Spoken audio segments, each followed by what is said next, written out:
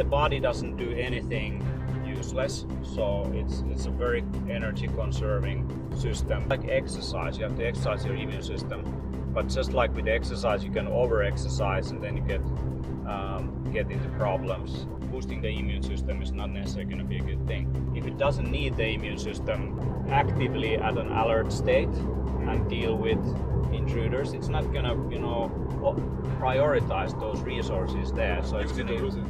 Yeah, exactly. Body mind empowerment. Get stronger, faster, smarter, quicker, friendlier, more helpful, more driven. Everything the body needs. Control your mind. So yeah, we're driving here in Finland, sunny Finland, with Teemu Arina. And we're gonna talk about boosting the immune system. So before we do that, maybe Teemu can give like a brief synopsis of like what are you doing and what's your, let's say, vocation in terms of biohacking your health. Yeah, so I'm writing the Biohacker's Handbook, and it's a book that dives deep into optimizing your biology with systems thinking, looking at how the human body works, and then we are going into all the different systemic interventions, that being exercise or optimizing your sleep, or it might be about optimizing your diet and working with your gut bacteria and all that, and also like ergonomics and biomechanics and all these things like that help you to be a more balanced human being. So, and we also organize the Biohacker Summit, so I'm the curator for this Biohacker Summit conference series. Yeah, and definitely like a lot of, I think like the Biohacker Summit is doing a huge, like very good job at not looking at one thing specifically, or not being so myopic about the human system and the human organism, and they're taking into account all the other aspects. And the immune system is probably one of the most important ones. So maybe like, can you describe briefly like what is the immune system and why is it so important for people to want to maintain its health? Yeah, so we wrote a little ebook. It's called the Invincible Immunity. It's a Biohacker's Handbook, special kind of bonus chapter you can find from biohackingbook.com.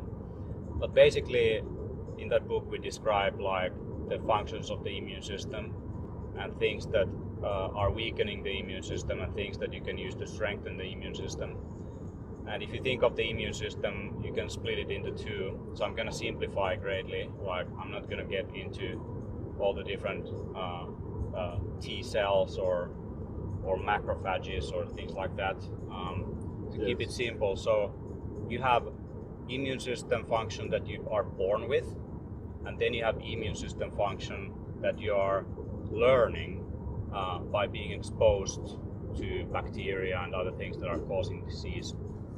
And the innate immune system that you are born with, it can react to external pathogens and so on very quickly, like within a day. And also the part of the immune system that you are learning through your exposure to different pathogens. Once you contract something like a virus, it takes a couple of weeks that your system learns how to kill that intruder, and next time when it faces the same intruder, it can activate itself within a day or two. It's very quick, so you might feel a little bit of like flu symptoms and then they go away because your immune system is already kind of aware how to deal with it. So it kind of builds up like tolerance to it. Yeah. After initial exposure. Yeah. And the problem obviously with something like flu is that they keep on mutating, so your immune system doesn't recognize the new mutation anymore. So you have to build smart bacteria. Yeah, you have to build immunity to new things like on a constant basis. But anyway, so in health circles there's a lot of discussion about that, or they're offering a lot of different supplements and so on that they promote that they will be immune system boosting, that they boost your immune system, that somehow like boosting the immune system is a good thing. But if you think about it, it's more about the balance, because if you take things like autoimmune disease, that's a good example where your immune system is working on overdrive and it's attacking your own tissues and organs. Healthy cells, yeah. Healthy cells. And the same goes for several viruses. They can actually boost your immune system in a way that it causes the symptoms. A good example is Ebola. Yeah. And what Ebola is doing, it's boosting your immune system in a way that you eventually kill yourself. Yeah. So people who have things like autoimmune disease and are already kind of their immune systems or allergies are running on overdrive on certain aspects, boosting the immune system is not necessarily going to be a good thing. Right. But if it's not functioning on an optimal state, you might have T cells that are not waking up when there's intruders.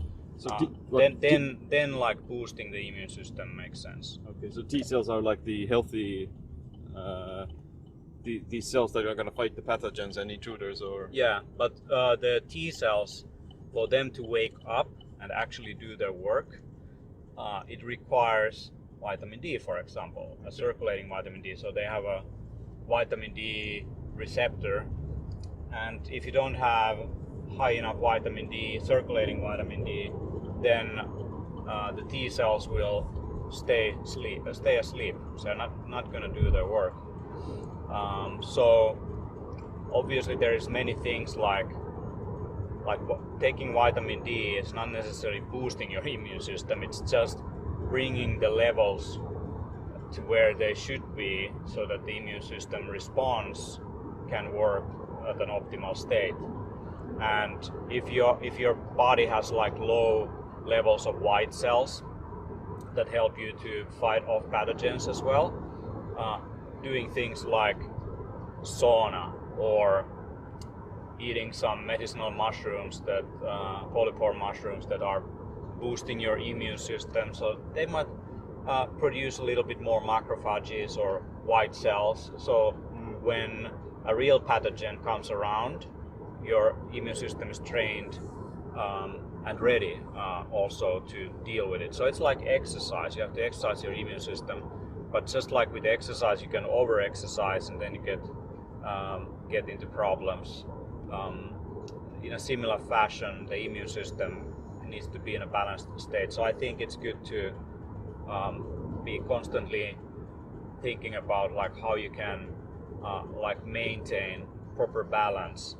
So obviously exercise and diet and all that is the backbone, but then like if you have any kind of genetic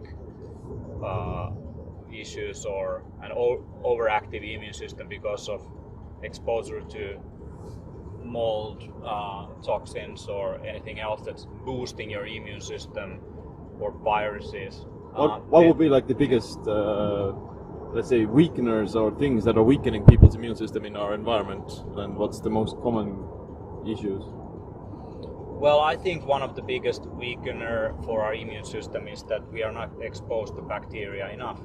We are not exposed to parasites enough. Yeah. So the body doesn't do anything useless. So it's a very energy conserving system. So if it doesn't need the immune system like to be actively at an alert state and deal with intruders, it's not gonna prioritize those resources there. So it's gonna lose it, exactly. So I think it's important to work with nature, with your hands, get dirty occasionally, just from your immune system perspective. So being like Michael Jackson in a oxygen tank and having gloves and always washing your hands is not gonna boost your immune system. Yeah, that's so common that the society and culture is, it's stigmatizing nature or being afraid of getting dirty almost, and it's looked upon as something dangerous. And there's a lot of people use chemicals in their kitchen.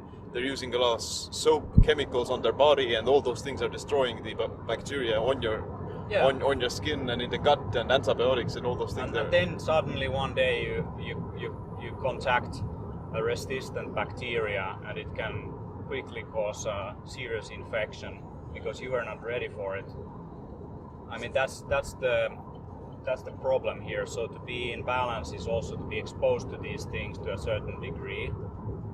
That's the natural way, and then also like have a proper diet that can balance that out. And also like part of the immune system is your gut bacteria. So having a healthy microbiome helps you already to fight off potential infections before. What's the role with the microbiome and your immune system? How does it affect? I mean, they are also like fighting for their, space, and a healthy, diverse gut bacteria. I mean, there's different theories on this, but the diversity of gut bacteria is linked to better health and immunity, and so having more different species is also a more balanced thing. So if you have an overgrowth of a certain species, that can compromise your immune system also. I mean, it can cause on its own issues, but also like having a low number of gut bacteria and using antibiotics and all that is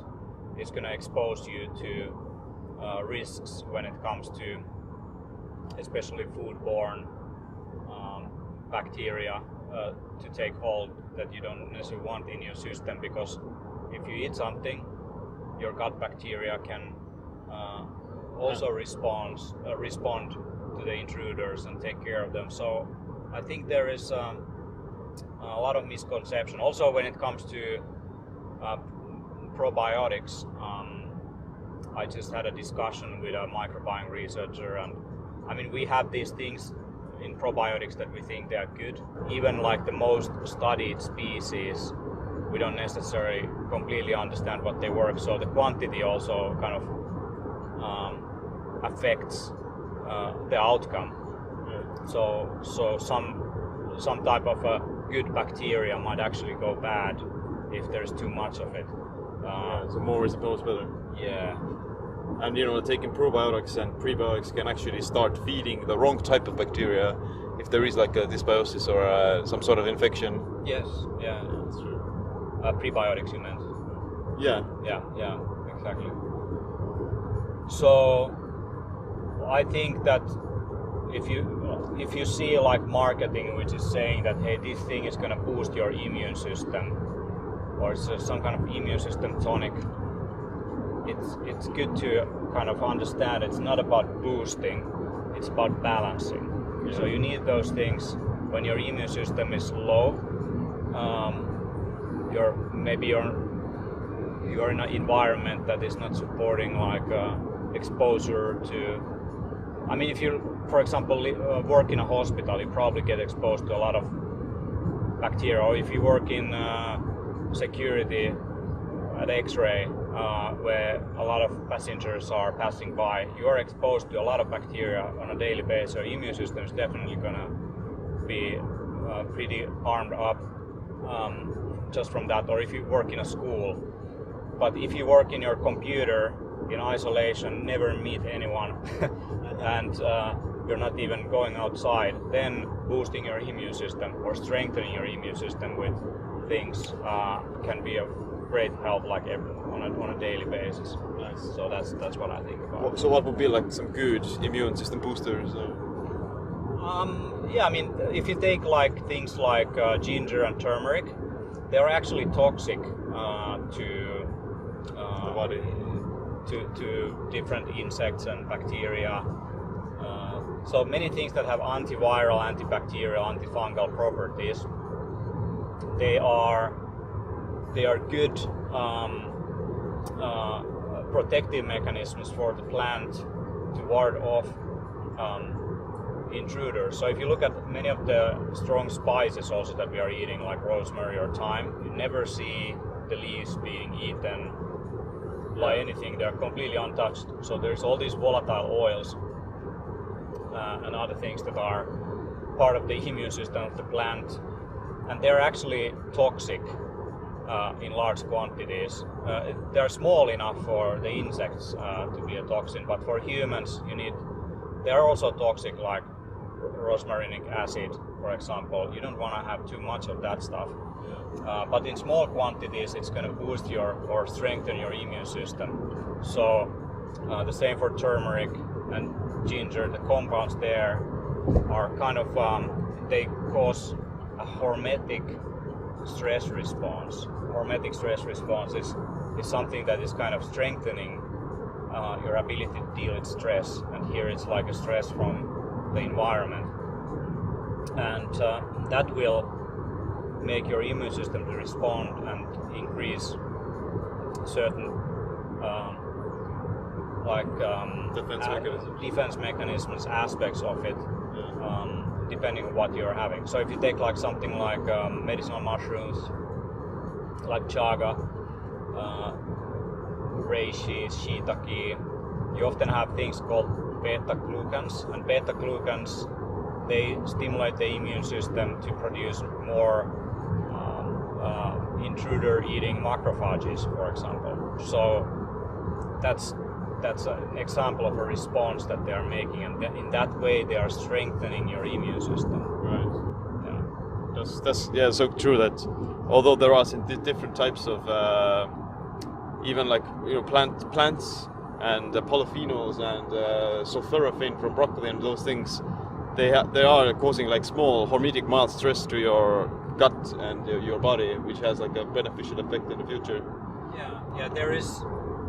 I think it was Paracelsus who said that the dose makes the poison. Yeah, exactly. That's the truth. So how much is too much then? Yeah. So with many of these things, it's about the balance. So like you can overdo immune system boosting things also. Like if you do them on a constant basis every day, and you think that you're gonna be able to fight off disease, you can cause yourself autoimmune disease, for example, or something like this as a response to overdoing immune system stimulating substances. So like if it. So I think the tonic use is more important, and cycling things in and out, not doing everyday immune system boosting things. Yeah. And I mean that applies to many things, not just like turmeric and ginger and the compounds in there that are like strengthening the immune system, but also antioxidants and so on. Yeah, exactly. So sometimes you need the stress response, like with exercise, for example, to be able to grow. Yeah. But I think it's good to be occasionally also exposed to viruses. It's good to maybe get a flu occasionally. It will strengthen your system over time. So being healthy is also to be able to fight off these suckers. Yeah, that's true. And like you said, if you actually consume too much of it, then you jeopardize the immune system. Then, and that's where people kind of start to think that certain foods are causing them a lot of issues, when in reality they simply overdid it in a sense. Like specifically. Yeah, I've had an experience of having too much turmeric, for example. It's like it's way. I think it has some antibiotic qualities also to the gut bacteria, so I wouldn't be surprised if it imbalances some things if you just overdo these things. So yeah, and there is also some preliminary evidence that things like parasites are not necessarily also bad for you. It's the same thing as with bacteria. Small amounts exposure is actually part of a healthy ecosystem and balance. And obviously, if your immune system gets weak and a parasite can then replicate and can really like prosper in your system, then that can lead to serious conditions. But there's like it can be defensive also. I mean, there's obviously opportunistic pathogens that are really malicious that you don't want to have any exposure to. Same for bacteria. But there is also some things. It's once again dose makes the poison. Yeah. So but makes the medicine. But the bacteria we're talking about are things like you can find in nature and soil and the forest and such. Not like the city bacteria on the streets. Yeah. If you take things like antibiotic resistant bacteria, that's something like that even for very healthy and very balanced individuals, if they get a hold of you some way, they are really nasty to deal with. So because there is no antibiotic that will work on them, they've been trained by us to be badass motherfuckers that can take over you. So I think a balanced, healthy soil, food and agriculture approaches and systems is key to also helping downstream or upstream, depending on how you look at it. Also the health of human beings, that you're not breeding like super bugs. Yeah. So no immune system boosting drug might be able to deal with some of the super bacteria that we might be creating in the future with the approach agriculture and with agricultural practices that are using pesticides to kill off everything, and using antibiotics. Yeah, so it's kind of crazy to think about it, that the reason why a lot of people have autoimmune diseases is that we created these superbugs surrounding it.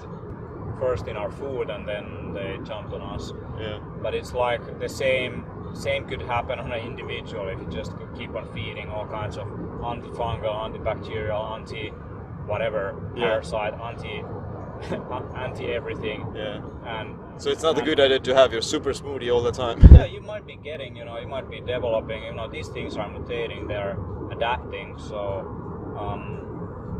it's all about equilibrium, it's all about the balance of things. Like, that's where we want to be. So the same would be like you want to cycle your diet as well, in a sense, to develop like different strands of bacteria every once in a while. Yes, you develop different strands of bacteria, but you're also we don't know yet like fully what's good or bad. What's good or bad, and we don't fully understand all the biochemistry of things. Even a cup of coffee has, like, if I remember correctly, 400 different compounds. Wow. And we know about caffeine, we know about, to a certain extent, some things like caffeolin in there, but like caffeine is not coffee, and what coffee has in terms of health effects, we haven't yet fully understood, like, the complex biochemistry and how it kind of cascades down the different metabolic pathways and what the effects they have. So when you're looking at the package and you look at how much you have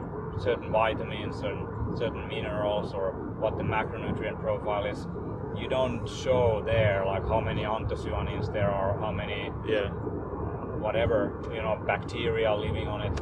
So there is so many compounds that we don't know yet anything about. So also, like,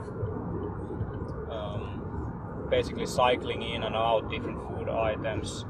I think seasonal eating is a good way to start with that, and not overdo anything. Even with things like coffee, I'm drinking matcha tea now, because not just from the tolerance perspective, as you can imagine, like I believe there is more into it, like what you repeat. So it's good to kind of open up the doors for new things to come in by changing your patterns of behavior occasionally. Yeah, for sure. But what about like other activities not related to the food specifically that can boost the immune system? Like you mentioned exercise, but things like saunas and cold. Yeah, I mean that's a sauna and cold is an example of a hormetic stress response. So it's actually putting a shock into your body, and it starts to produce, for example, immune system cells. If you go to sauna